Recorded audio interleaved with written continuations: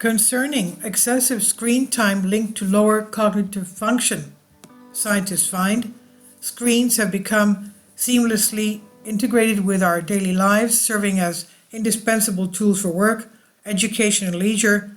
But while they enrich our lives in countless ways, we often fail to consider the potential impact of screen time on our cognitive abilities. In a new meta-analysis of dozens of earlier studies, we found a clear link between disordered screen use and lower cognitive functioning. The findings suggest we should exercise caution before advocating for more screen time and before introducing screens into even more aspects of daily life. Young people's screen time is increasing. In 2020, at a UNSW Gonski Institute for Education report noted a concerning statistic. About 84% of Australian educators believe digital technologies are distracting in a learning environment. And according to the ABC, a recent Beyond Blue survey of Australian teachers identified excessive screen time as the second most significant challenge for young people, just behind mental health issues. Despite mounting concerns, more than half of Australian schools have embraced a bring your own device policy. Students are spending more time online than ever before, starting at increasing younger ages.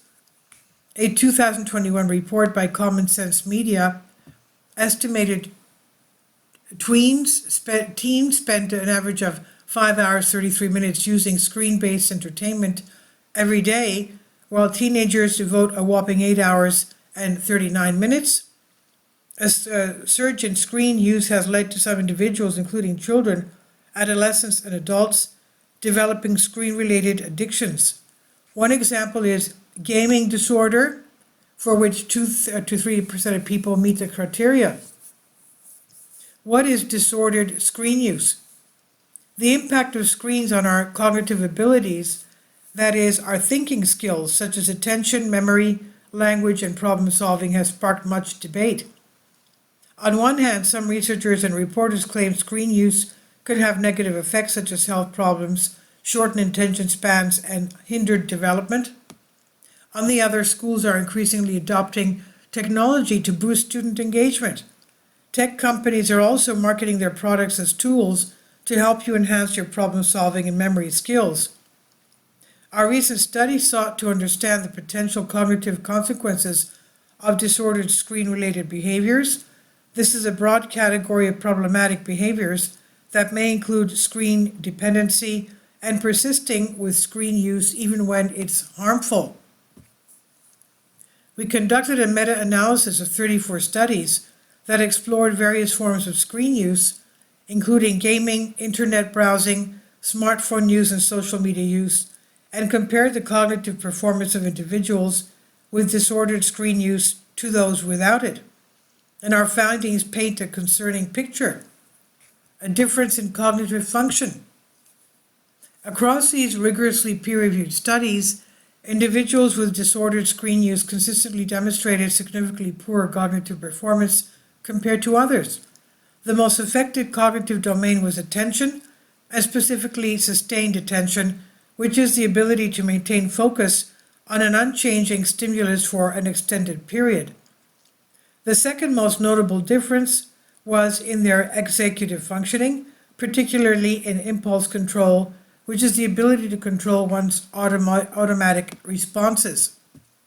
Interestingly, the type of screen activity did not make a difference in the results. The trend also was not confined to children, but was observed across all age groups. 2 ways to interpret the results. Why do people with disordered screen-related behaviors have poorer cognitive functioning? The first explanation is that disordered screen use actually leads to poorer cognitive function, including poorer attention skills, but we'll need to more experimental and longitudinal studies to establish causality.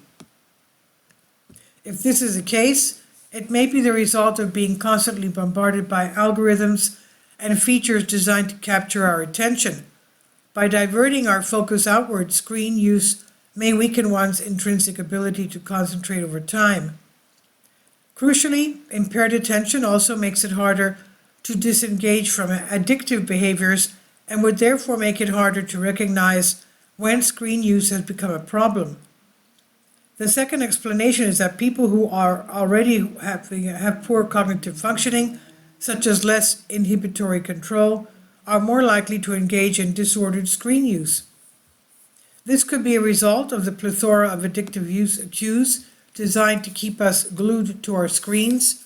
Being bombarded by these could make it harder to pull the brakes on screen use. And although the literature does not seem to favor this explanation and does seem to suggest that cognitive functioning is impaired as a result of disordered screen use, it's still a possibility we cannot rule out. Attention is the bedrock of everyday tasks. People with weakened attention may struggle to keep up in less stimulating environments such as a static workplace or classroom. They may find themselves turning to a screen as a result. Similarly, people with less inhibitory control would also find it more challenging to moderate their screen use. This could be what drives them towards problematic screen-related behaviors in the first place.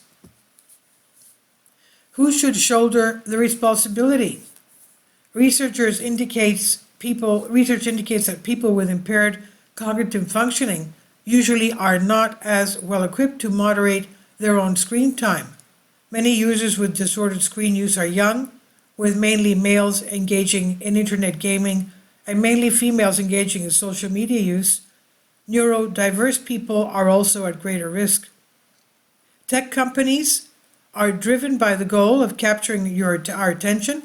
For instance, Netflix chief executive Reed Hastings acknowledged the company's most formidable competitor was sleep. So you lose sleep by watching Netflix, obviously. Now, at the same time, researchers find themselves struggling to keep up with the pace of technological innovation. A potential path forward is to encourage open access data policies from tech companies so researchers can delve deeper into the study of screen use and effect on individuals. And this is an article published by Conversation under Creative Commons on Science Alert by PhD Master's Clinical Neuropsychology candidate Michael Molschel and Macquarie University, Jennifer Batchelor, Associate Professor, School of Psychology Science, Macquarie University. Please leave your comments. Thank you for your support. Support my Patreon account. The daily posts are 5 videos daily, and they are totally different from what I have on my YouTube channel. Thank you so much for your support and that you find all my content so interesting. You'll find the Patreon account details in the description box below.